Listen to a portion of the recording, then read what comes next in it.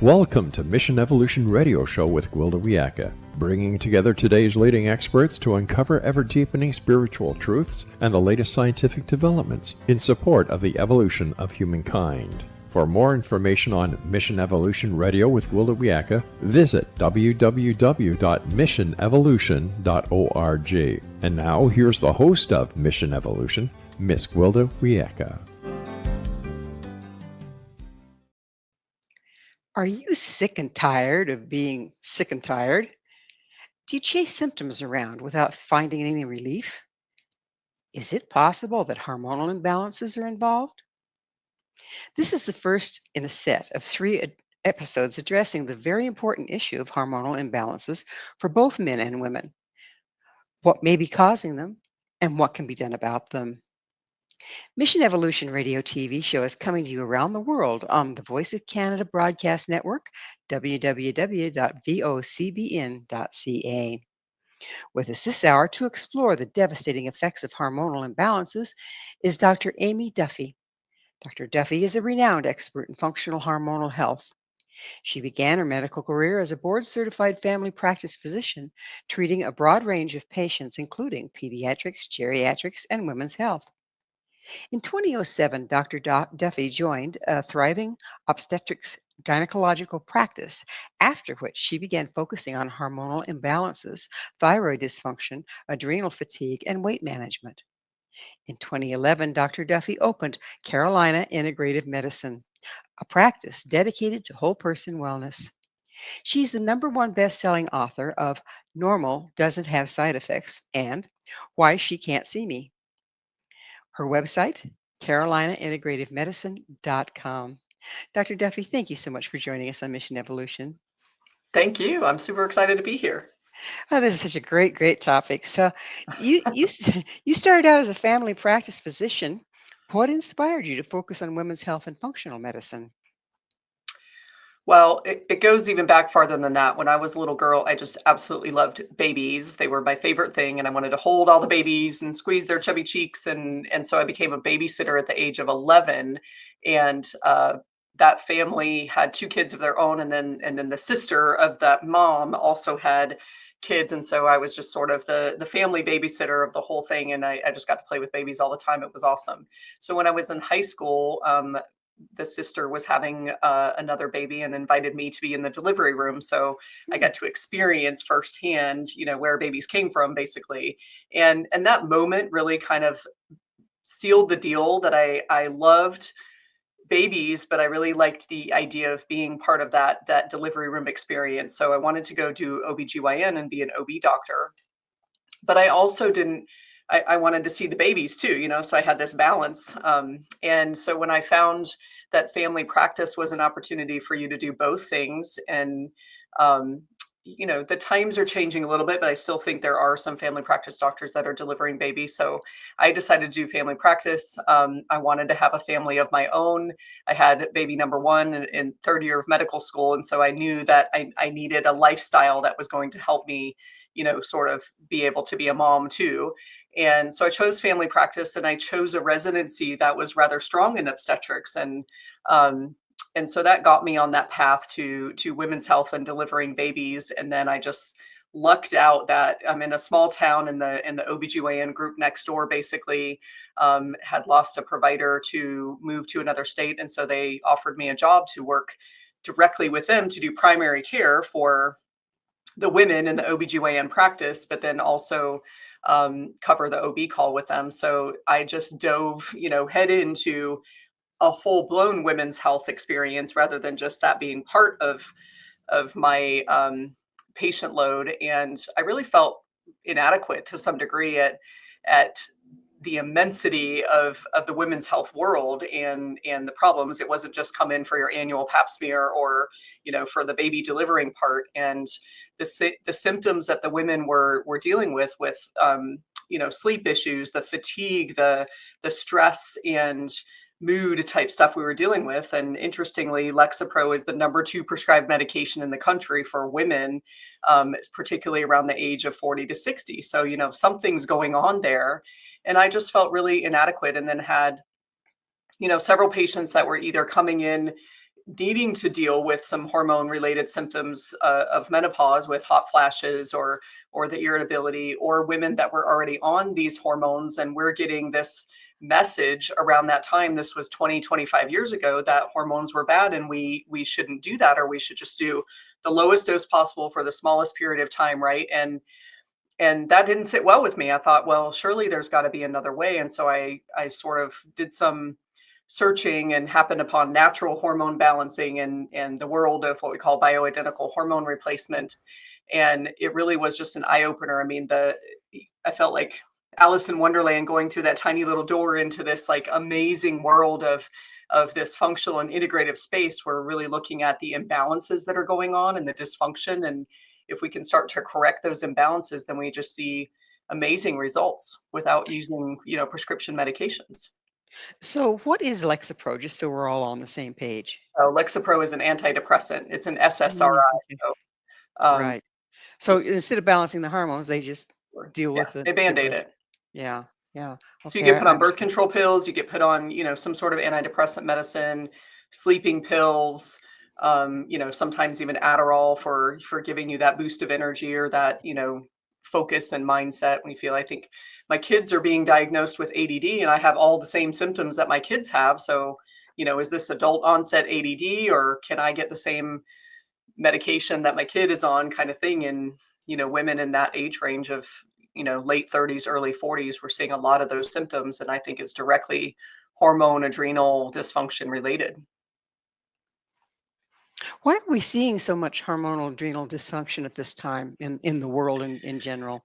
I think stress. I just presented on adrenal fatigue, and that was really the big picture for me was, our bodies are really designed to protect us, to keep us alive, and we're in survival mode first, and then we want to stay healthy, and then we want to find joy, right? And so um when our body is feeling under constant stress, we're constantly being chased by a lion, we use a lot of cortisol or adrenaline, if you want to call it, and that's kicking out a whole bunch. Our brain is sensing we need to do something, we need to be, running from this lion. And so we have high cortisol initially, but then over time, I call that the marathon of life. We're sprinting all the time uphill and we never really take a break. And so eventually your adrenals just weren't designed to kick out that much cortisol all the time over and over again. So cortisol levels actually go down. Well, survival in the caveman world, if you want to think about it, our innate survival is more important than procreation. So it actually pulls our progesterone. It sort of sacrifices your progesterone to keep cortisol levels stable so that we can survive that lion or tiger that's chasing us. So in women prior to menopause, that's generally what I see is whatever hormonal imbalances they may have, it's generally coming from the cortisol imbalances and the adrenal fatigue as opposed to some other underlying hormone dysfunction. So let me see if I got this right. The adrenals make the start making this stuff up originally, but Correct. then they get burnt out, and then it shifts to the sex hormones to fill in the gap. No, it's the opposite. So it wants to keep cortisol high, and so it Hmm. actually pulls progesterone to convert over to cortisol. And so you get a low progesterone level, and so low progesterone symptoms feel like you're PMSing all the time. So you're irritable, you're moody, you might have irregular period, you're not sleeping well. Progesterone is very calming to our brain, so that's leading to hormonal imbalances because of the adrenal dysfunction. And the adrenal dysfunction is because of the stress that we're dealing with. And stress doesn't always have to be negative stress, but we're overstimulated, right? I mean, we have things that are sending the signal to our brain that we need more cortisol. So we're setting the alarm before the sun comes up. So we're waking up early in the morning. That's telling our bodies it's time to get up before naturally we would have woken up. Then the sun goes down and we're turning all these lights on. We've got our phones in front of us. We've got screens. We've got lights turned on. So just the day has become longer.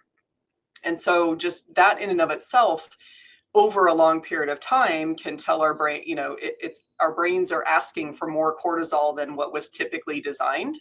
And then on top of that, you have stimulation of driving in traffic or or just the meetings you got to get to, the phone notifications bleeping at you all the time, like all that little stuff is just that little bit of extra stimulation. And then if you add major stressors, whether that's work related, finance stress, relationship stress, taking care of your kids and running around all over the place, then we have internal stressors. So if you're dealing with some chronic illness, some gut stuff, we know that there's a significant gut brain connection. So you may not even recognize that sometimes the foods you're eating, your body has to go, what is this? What are we going to do? And again, your body's job is to protect you. So it's going to hide it. You may not have a symptom necessarily. It's just going to say, oh, we got to take care of that.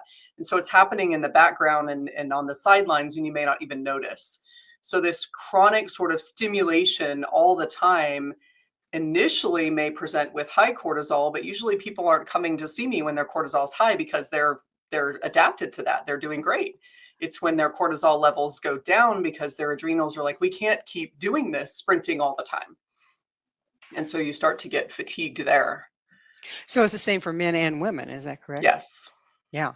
Yeah. So we're definitely hitting it from So both it'll ends. pull testosterone, we'll see low, hormones in general. I'm just using progesterone as an example, but we'll see lower hormones than expected, in women prior to 50, which is typically the menopause age where we know hormones start to decline. But in that what we call perimenopause, which is kind of like the 10 years before menopause, we'll start to see some hormone changes there. And men, their testosterone level, if you want to call it, naturally declines around the time at age 50, but we may see males in their early 40s or even late 30s with low testosterone. And again, you might go, why is this happening? That's not physiologically normal. And it's generally because of the adrenal dysfunction that it's changing the hormones. So how much does diet have to do with it? I mean, we're grabbing things on the run, and so we never sit down and enjoy a meal, Right. much less digest it. Exactly. Yeah. So it's a combination of eating behaviors, right? So driving on the run and eating on the run. We don't slow down. We don't stop. We get into that, what we call parasympathetic, where you're in rest, digest, and recover mode. If we're in sympathetic and we're in a hurry all the time, then one, you're not going to digest your food very much. Also, we tend to eat more. And that's because you're not going slow. And if you sit down and, this happens all the time, I go have a meal with a friend or a colleague or something, and you're like halfway through the meal and you only ate part of it, but you're full because you spent so much time talking. And so if you give yourself some time, you're actually going to eat less food than if you're in a hurry and you're kind of shoving everything in. And then you go, oh, why did I do that? I feel bloated and gross now. Right. So it's a combination of our behaviors around eating, but it's also what we're eating. So, I mean, we are 100% bombarded with food that isn't really food. The amount of processed and chemicals and things, we hear this all the time. I mean, just in the food that even if we think that we're eating something healthy, it says natural on it or it says organic on it, but it's still, just full of preservatives, full of chemicals. And those are all stressors that our system has to go, who are you, and are you a good guy or a bad guy? So just the thought process of having to figure it out is another stressor. I just ate an apple. We're going to have to take a station break. Okay. Dr. Duffy and I will return very shortly, so don't go away. This is Mission Evolution, www.missionevolution.org. Am I going nuts, or is it my hormones? With us this hour exploring hormonal health is Dr. Aimee Duffy, the author of Normal Doesn't Have Side Effects.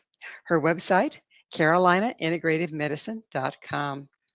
Aimee, we were talking about food and food choices and the way we eat it and all that as contributing to our stress, which contributes to our hormonal imbalances. It seems like there's a lot of contributors to hormonal imbalance that doesn't have to do with supplementing with hormones. So can we talk about root cause a little bit there? Absolutely.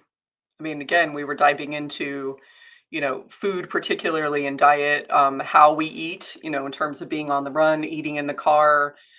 It's hard to eat, vegetables and have a knife where you're cutting your protein, or you're cutting up a piece of asparagus when you're driving in your car, right? So we tend to do the handheld stuff, the quick grab and go snacks. And again, those things are just full of chemicals. And even if you don't feel it, and I think that's what throws people off so much, is they're there's not a direct, people think about food intolerance as being like, oh, I get a rash, or I get, swollen, or I get a stomach discomfort after I eat something. And so, again, your body's job is to protect you. So it may not necessarily send you a signal, although it should, if it's something really bad.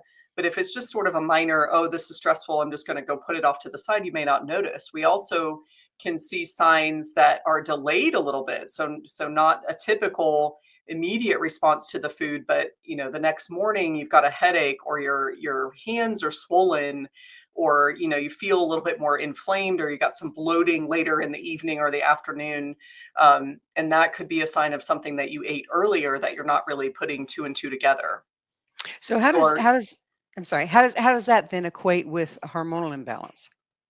So again, going back to there's two things that we can talk about there, is that if your body is trying to deal with those things and it's sending a signal, that's sort of a stress response. Oh, this is something we have to worry about, we have to deal with. And so there's a stress response there that leads to further adrenal dysfunction, like we talked about. And and then the adrenals, because I'm sort of describing, they're kind of at the bottom of the chain, if you want to think about it, but they're really important. Like, we have to have our cortisol in order to survive, to be able to run from the tiger that might be chasing us, or, get through a scary experience. And so in order to maintain cortisol, because it's being dragged down by other things, our body's going to sort of sacrifice our hormones. So hormones are going to be pulled down with it in order to maintain that cortisol level. So we'll see hormonal imbalances that way.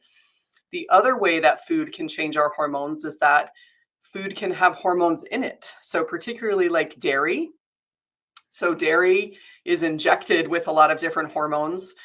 Dairy cows are injected with hormones in order to make more milk, right? And we're being exposed to those hormones all the time. So those can alter our own hormones, as well as a lot of processed foods and chemicals have hormone disruptors in them, we call them. So they kind of sit in the receptor site, particularly for estrogen. Plastics do a lot of that as well. So we call them xenoestrogens, where they're like just close enough to looking like estrogen that your body thinks it's an estrogen, but it doesn't really do what estrogen does. So it will sit in that receptor site and not let estrogen get in and do its job. So it's sort of a big bully sitting in the way, if you want to think about it. And so estrogen goes, oh, you're already there, I don't need to do anything, and it runs away. So we can see hormonal imbalances just from the chemicals that we're being exposed to. So for us lay people, what's a receptor site? It's sort of like, you're right. Lay people, I have to remember. I just did a presentation to other practitioners like 2 days ago, so my brain is in that mode. So what happens is kind of like a key into a socket, right? So we have all these doorknobs, if you want to think about it, all these doors that are all lined up inside of our tissues and inside of our cells. And there's special keys that go into all those doorknobs. So estrogen, for instance, is a key, or cortisol is a key, or progesterone is a key that can open or close that door. And so let's say that you have this plastic fake key, almost like the plugs that we put into the outlets to keep babies from, sticking their hands in them. That's a plug that fits inside that keyhole, but it's not doing anything. It's not stimulating, or that key, if you put a plastic key in there just to hold the space, but the key can't actually turn and do anything. Does that make sense? Absolutely. So something can sit in that hole, in that keyhole, or in the plug outlet, and not do anything. And that can cause an imbalance in your hormones as well. What's the most common hormonal imbalance with women and then with men? To me, progesterone deficiency is probably the most common that I see, and it can happen really early on. I mean, we can see it in early 20s in women that have something called PCOS, or polycystic ovarian syndrome. That can be connected with irregular cycles and some insulin resistance, or blood sugar imbalances, some acne, things like that. So we can see hormonal imbalances like that as early as in the 20s for women, and that's generally a progesterone deficient state. And then that can either lead to, or you might see low progesterone in somebody trying to get pregnant. So infertility is also a very low progesterone state. Again, usually related to some stressors, and whether that's external stressors or internal stressors. If you had a lot of allergies and gut related stuff when you were younger, you might have some hormonal imbalances there.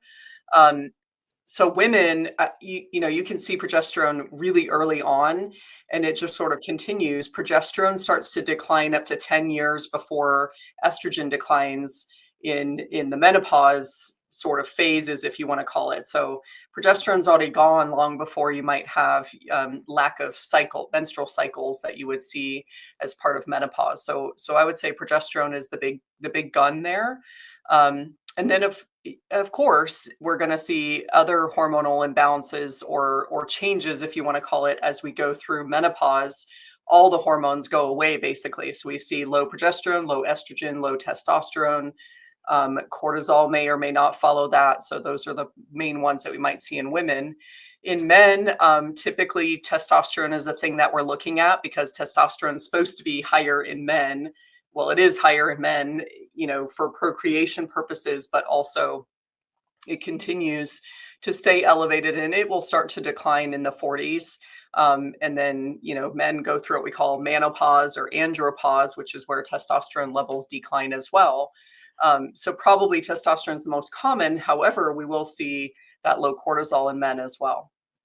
So, speaking of men and testosterone, there's, the word on the street is, if you take supplemental testosterone, you're running a risk of having a heart attack and all sorts of nasty stuff. Mm.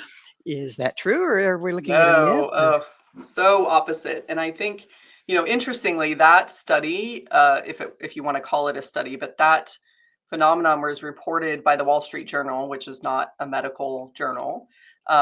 And I don't know what the reasoning behind that was, but basically they did an evaluation or an observation, if you want to call it that.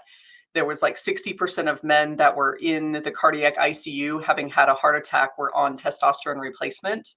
So then they just decided that testosterone caused the cardiac dysfunction, which is so not true. And in fact, there are so many studies now that show us that low testosterone has a significantly higher risk for cardiovascular event, as well as all-cause mortality in men over the age of 50. So testosterone is not just about bulking up. It's not just about, treating maybe some low libido as you're aging, but it is really cardiovascular preventative. Testosterone is a very strong anti-inflammatory at the level of the inside lining of the blood vessels of your arteries is called the endothelium.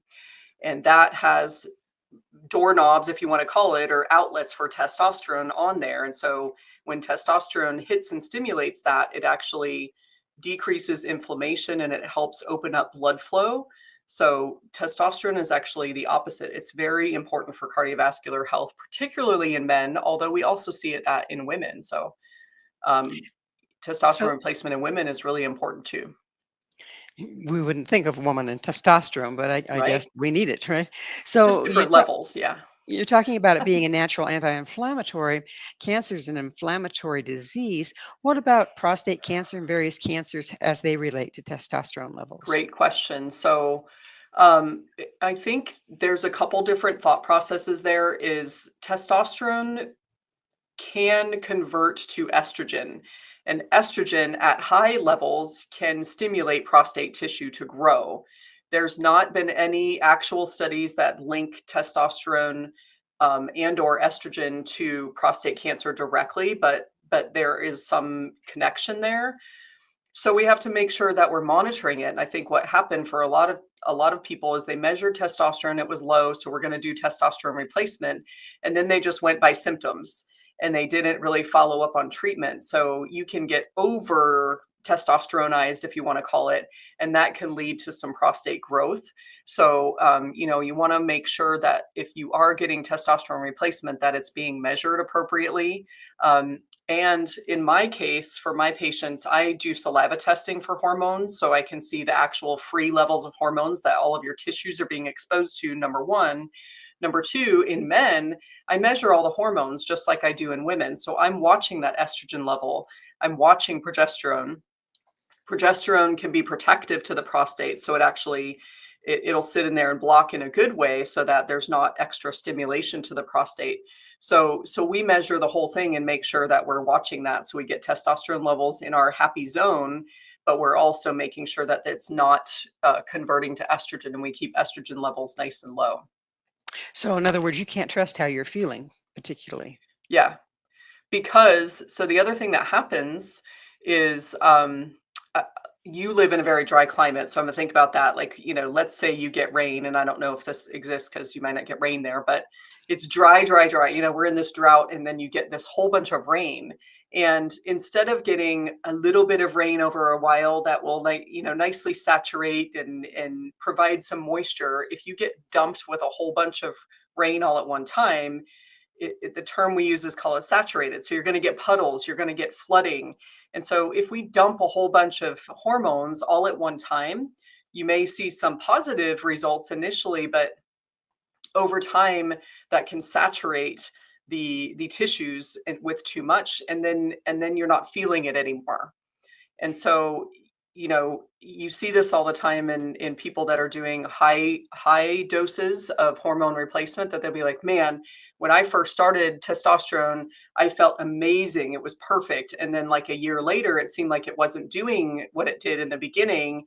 And so you naturally, from a subjective perspective, you want to increase the dose because you think, oh, well, I need to go up on it. When technically speaking, you might want to back off or take some space away from that, because too much can feel, there's sort of this interesting curve of, I feel good as my levels are going up, and then there's sort of this happy place. And then if you increase the dose, you can actually go backwards and start to see some low hormone symptoms with high levels. Kind of So monitoring the counterintuitive. levels is really important. You can't just go by how you feel. That makes perfect sense, doesn't it? When you explained it that way, yeah, it's amazing. So you get to a sweet spot, and then if you continue, then it throws you into an imbalance. Well, either one is an imbalance, right? Right, right. Okay. And you might be able to continue that way, but sometimes we'll have prescriptions where we say do it every day and leave it off on Sundays, or take a week off every Right. so often, that kind of thing. And that's the whole point of kind of resetting the system and sort of getting Well, it out of your system a little bit, so you're we're not gonna oversaturating. we're gonna have to take a station break. Okay. Dr. Duffy and I will be right back. Stay right there. This is Mission Evolution. www.missionevolution.org. Why does menopause have such a bad rap? This is Mission Evolution, missionevolution.org. With us discussing menopausal myths is Dr. Aimee Duffy. Her website, carolinaintegrativedmedicine.com. So there's the question of the day. All women go through menopause. Why is it such a trauma? Was it designed that way? It's interesting because I hear about this all the time. It's kind of like, well, isn't menopause natural, right? And shouldn't we just let nature take its course? And when you think about sort of caveman days, like you live, you procreate, and then you're done. And so, we didn't live much past the 40s until we kind of got smart and figured out how to live longer. So hormones initially are there just for procreation and survival of the species, right? And once we figured out how to live longer and almost double that, right? Our I would say average lifespan is in our late 70s to 80s, and so we're living, at least half our life, sometimes more for some people, in a less than ideal hormonal environment. And so, yes, technically, menopause happens and our hormones go away, but they have such great value, not just from a symptom perspective, but from a preventative medicine perspective as well. And you think about if hormones were bad for us, then we'd be screening all these 18 and 20-year-old people for breast cancer and heart disease and all these things. And those don't happen when we're young. What happens when you turn 50 is you get this list of all the things you need to start looking for now, right? You got to go have your colonoscopy, and you have to have a bone density test, and you have to have, some screenings for cancers, mammograms, pap smears we do all the time, but that's a whole nother story. But so the point is that yes, our hormones decline, but what we start to see in the decline of hormones is actually an increase in cardiovascular disease, an increase in bone loss in women particularly, which can be devastating. So there's a huge mortality associated with breaking a hip and fractures in women, but also in men as well. So, we're not doing anybody any good to just say, oh, it's natural to go through menopause and not have any hormones, or just treat it, to deal with the symptoms. So what happens is, as our hormones start to decline, the change in the hormones from normal to low will create what we call hormone related symptoms. Those receptors are going, hey, where did my hormones go? I want them back. And so it will send signals like hot flashes, irritability. We see decreased libido, we see painful intercourse or vaginal dryness, we see insomnia. I slept great, and then all of a sudden my hormones change and I'm not sleeping well. That can be stress related as well as hormone related. But again, we talked earlier about how all those are interconnected, right? We see weight frustration. So people say, I used to be able to make a quick change to my diet. I'd lose 10 pounds, easy peasy. And now, I'm doing everything right and I can't seem to get this weight off. So we get that menopause middle, if you want to call it. Increase in inflammation. So we see more people just kind of with the aches and pains, more diagnoses of arthritis as we age. And there are other factors as well in terms of, our diet. We talked about a little bit earlier and how that can increase inflammation, but hormones play a huge role in that. So we see improvements in these areas where there are studies that show us, the increased risk of cardiovascular disease as the hormones go down. And then the opposite of that, as we replace hormones, the benefits that we see, far outweigh what little risk is there. And we can dive into that a little bit. Why is that risk there, or the perceived risk of hormone replacement came 25 years ago, where there was a study done by the Women's Health Initiative for medications called Premarin and Prempro. And those were synthetic medications designed to use for hormone replacement. And really, even back then, it wasn't so much to treat hot flashes, but it was actually preventative for bone loss. So even my grandmother, who died when she was 89, she was on Premarin to help, protect her bones. And that she told me that. She said, my doctor has me on a hormone pill to protect my bones so that I don't have, osteoporosis and bone fracture. So we knew that there were benefits, from a preventative standpoint to hormones, but Premarin and Prempro are synthetic hormones made from pregnant mare's urine, and prometrium, which is a very, synthetic progesterone.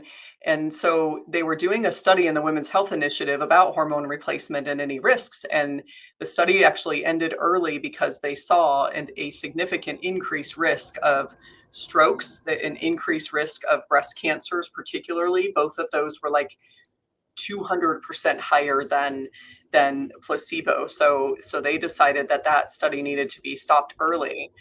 And because it was one particular type of medication, or two, if you want to think about the Premarin and the Prempro, which was Premarin with progesterone mixed together, or the progestin, that then got everybody kind of in a tizzy, and they put a big umbrella on all hormones are bad. And when now, there's more and more evidence, people doing studies on more natural hormones, if you want to call it, or bioidentical, just using the estradiol or the progesterone by itself, or testosterone by itself, and not using these synthetics, that we're seeing the opposite actually in terms of improvement in those things. So not only are we seeing the benefit of the bone health still, but we're actually seeing less risk for cardiovascular disease, less risk for breast cancer in patients who are taking bioidentical hormone replacement or topical hormones, it's also how you do it. So Premarin and Prempro were pills that you took by mouth. Those had to go through your liver and they were metabolized very differently. Then now we're usually using more topical dosing. So we're either putting it into like a cream, or you've seen estrogen patches that people wear. Men are getting testosterone replacement topically or by injection. There's no pill to take testosterone that is safe. So the way you do hormone replacement in terms of how it's delivered, in my opinion, measuring before, measuring, regularly throughout to make sure that we're staying in the right balance. All those things are super important to optimize and get the benefits of the hormone replacement without any of these risks that are still floating around there. So it's hormones are also, don't they kind of counterbalance each other? And so is it important that you give them together? Um, Yes. okay. So, one, I just think it's important to look at the big picture, right? So, you want to make sure like you have all the things that you might need. It's not just one thing. And a lot of times when I'm teaching this to other providers, I'm showing, hey, here's 3 different women in their 50s that all present with very similar symptoms, but yet when we look at their hormone tests, they're all very different. And so, one may need more estrogen, one may need more progesterone. And so it's an individualized thing. And there's so many different variables to what drives that. So just looking at someone and saying, oh, you're menopausal, you're having hot flashes. Do you have a uterus? Yes or no? Here's your pill, try that out, come back in 6 weeks. If you're still having some hot flashes, we'll just increase the dose. And that's really not the best way to do it, because we don't really know what those imbalances are and how much of each thing that you need. So it's really important to look at the whole picture and be able to balance them.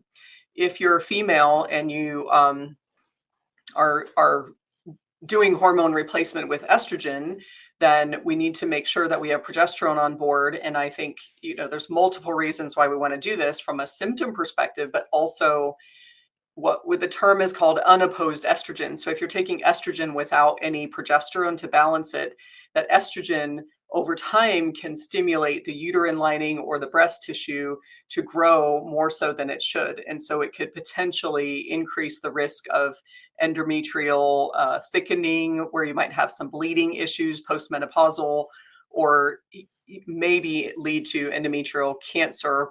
We don't know, for sure. We don't say estrogen causes cancer, but it's that imbalance. And so you need, we call it the estrogen progesterone ratio. There's a balance there of the need for both of them to be there. Whether you've had a hysterectomy or not, I prescribe progesterone to everyone.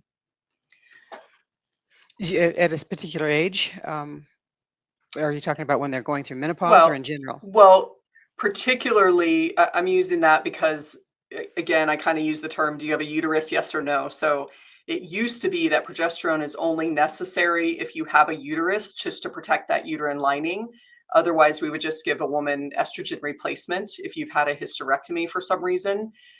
But my point is that there are progesterone receptors, which are those outlets all over your body, especially in your brain and in your heart.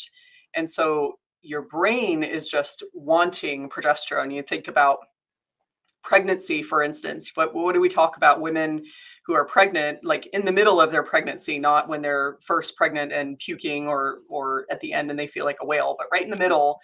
Pregnant women are glowing, they're happy, their hair looks amazing, their skin looks amazing. That's all progesterone, right?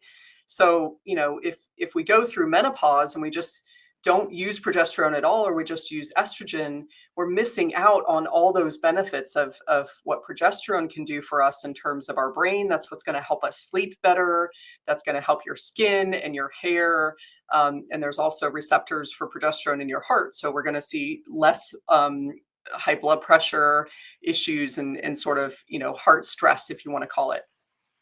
So you spoke about, the brain needing this stuff. Does can a hormonal imbalance be either misdiagnosed or causal for things like dementia, Alzheimer's?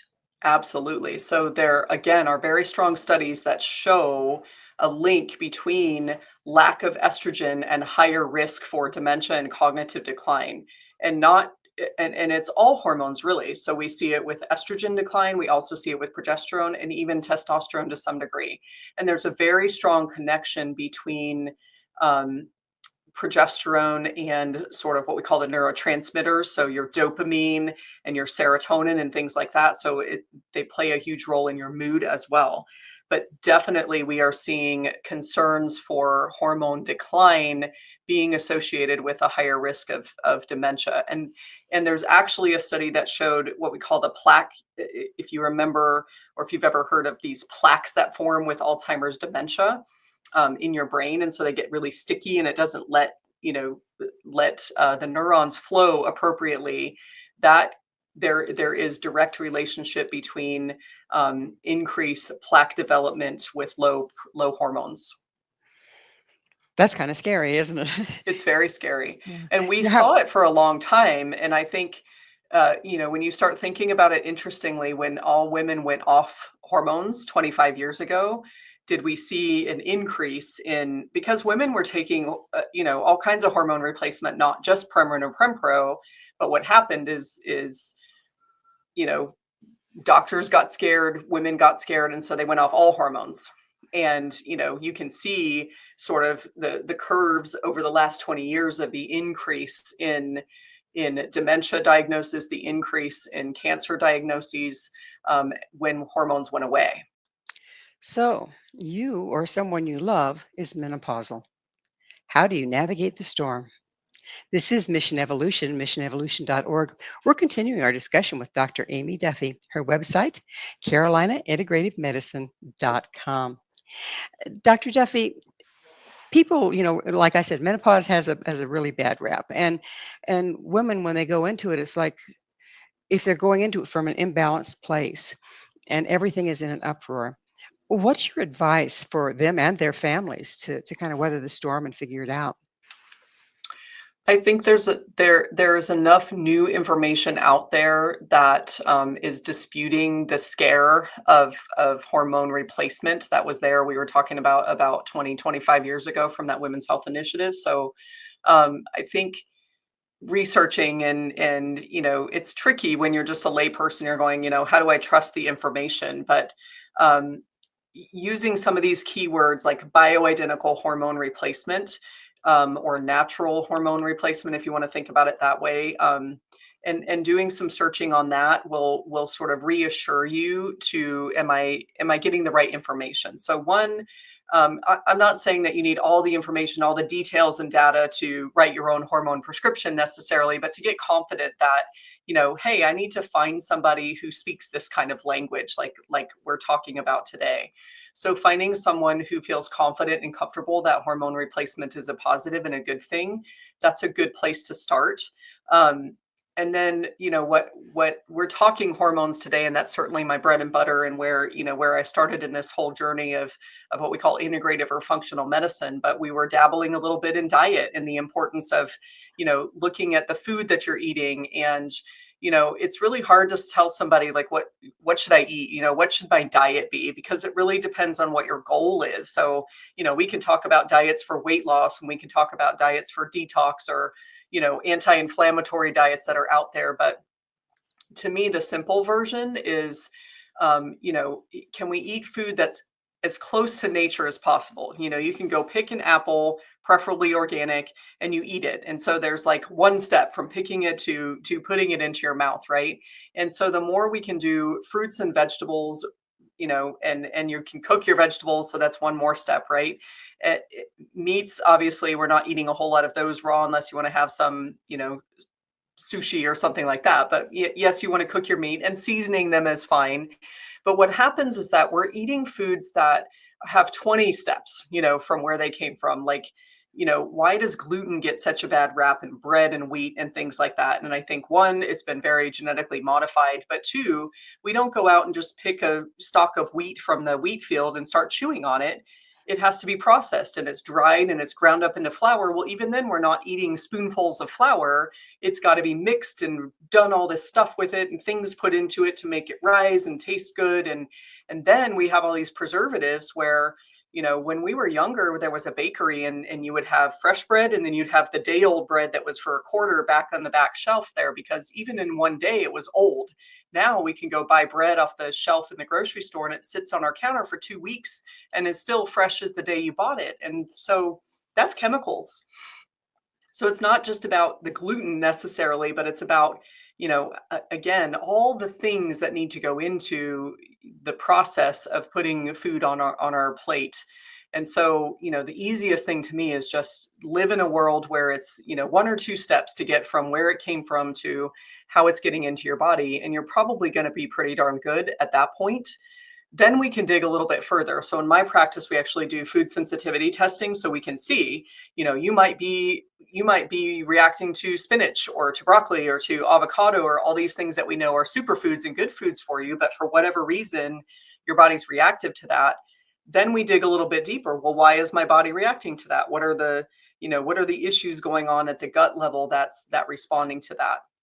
The other thing that I think is really important, particularly when we're talking about hormones, is that hormones don't cause any dysfunction in your liver, but they are metabolized through your liver.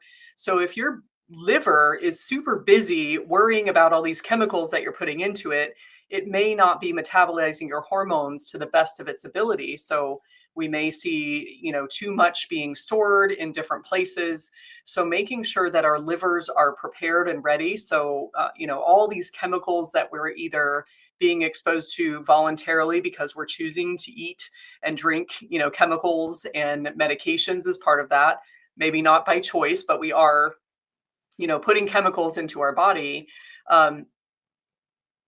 There are some chemicals that we don't know, like or we can't control, something that's in our environment, in our water, things like that. But what we can control, if we can minimize our body's exposure to those chemicals, and then there's so many different ways to do it. But we take our patients through an easy detox to sort of bind those chemicals and get them out of storage and out of your liver, so that your liver can do the job that it was meant to do and help you metabolize things appropriately.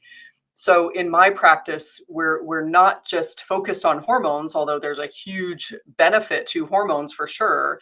Testing, seeing which hormones might be out of balance and the mixture that we need, retesting after you've been on them for a while so we can watch and see, and then regularly testing once a year once we find a maintenance place. But we're also addressing your food, we're addressing your gut, we're addressing toxins, we are addressing your mind and your stress management. So we started this whole conversation with dealing with the stressors of life. And so, we can say, oh, it's just stress, but really finding a way to help manage that. And what can I do to bring me back into that parasympathetic rest, digest, recovery place so that my body is not constantly stressed out and trying to run from tigers.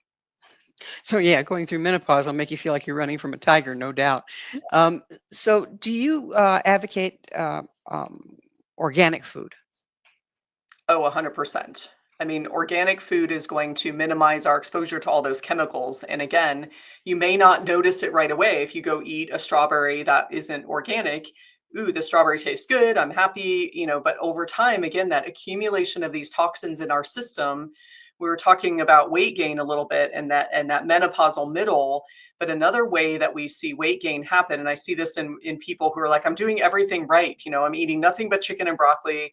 I'm getting my steps in and I'm exercising regularly, but nothing's happening. Well, again, our body's job is to protect us. And if we're being exposed by a lot of chemicals, the best storage unit for chemicals is fat. And so if our liver's busy and it can't get rid of these chemicals as fast as we're putting it in there, then it's going to create storage units. So we've heard about fatty liver disease, but you can also put more fat in other places. So that abdominal fat is more concerning because that's usually the fat that's storing all these toxins. So, So if a person we've got to loses get rid weight, of the chemicals. if a person loses weight rapidly, do they run the risk of throwing all those chemicals back into their system? They can to some degree, and a lot of times we'll have patients go through a detox, and you might see things like an increased risk of gallstones and things when somebody loses a lot of weight really fast.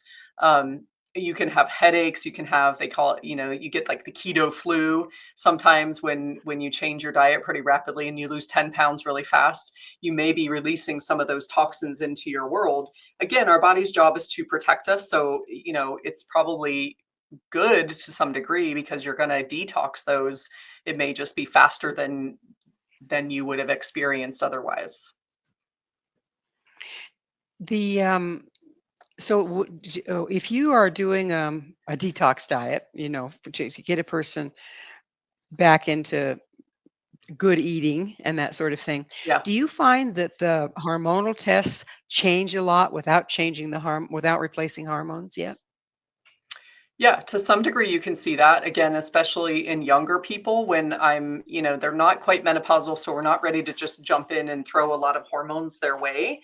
Let's see if we can, heal the gut, reduce the stress on their system, and go through that toxic load.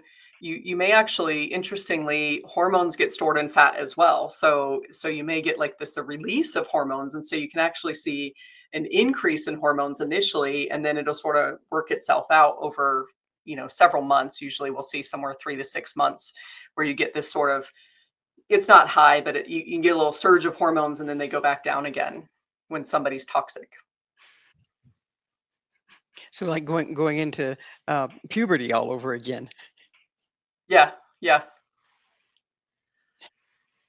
I That think wasn't fun the sometimes first that's, time. I think all yeah, why people feel better, when they lose weight. They're not just feeling better because they lost weight, but a lot of people will say I have more energy, and that can be because we're getting rid of some toxins. It could be because our blood sugar is a little bit better balanced when we're eating healthier that way, and also we're metabolizing our hormones better, and they're not just going into storage. So we have kind of overall improvement everywhere when we get balanced with our weight appropriately. So if you're dealing with someone, male or female, and they come into you and they're showing signs of major hormonal imbalance, um, do you start with diet, a test, and then start with diet and then test and then move to hormones, or do you hit them all at once?